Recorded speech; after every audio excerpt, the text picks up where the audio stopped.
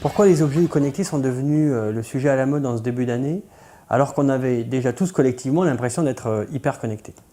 Ce qui est très étonnant, c'est de s'apercevoir que les Français connaissent déjà très majoritairement les objets connectés, à plus de 80% selon l'étude CSA, et que 56% d'entre eux savent ce que c'est qu'un objet connecté. Alors, c'est qu'un début et ce n'est pas prêt de s'arrêter. Le CES de Las Vegas vient de s'achever et on n'a parlé que des objets connectés. Et Google n'y est sûrement pas pour rien parce que le rachat de Nest et des Nest Labs pour 3 milliards de dollars, ce qui en fait une des plus grandes acquisitions de l'histoire de Google, a projeté les objets connectés sur le devant de la scène. La France était très présente au CES de Las Vegas, quasiment une innovation sur 7 était française et les objets connectés font partie des 34 plans d'investissement décrétés par le gouvernement.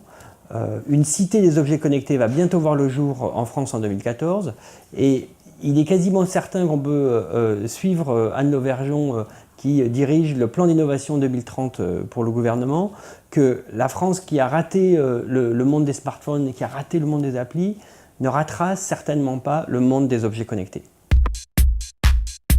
À côté de ces startups, les industriels vont avoir un rôle majeur parce que pour un fabricant de frigidaire, il est relativement simple de connecter et de plugger une puce Bluetooth ou Wi-Fi à un frigo. En revanche, l'inverse est beaucoup plus dur. C'est pourquoi les industriels vont progressivement connecter l'ensemble de leur production. En revanche, le principal problème pour les utilisateurs, ça va être la question du système ouvert. Parce que si on peut imaginer acheter son téléphone et sa montre chez le même constructeur, en revanche, il était réaliste de penser que les consommateurs vont s'équiper chez le même industriel pour tout leur matériel connecté. L'avenir des objets connectés est donc à l'adoption de systèmes ouverts et compatibles, car si elle n'y prend pas garde, l'industrie va se retrouver en face de potentiellement une gigantesque déchetterie numérique.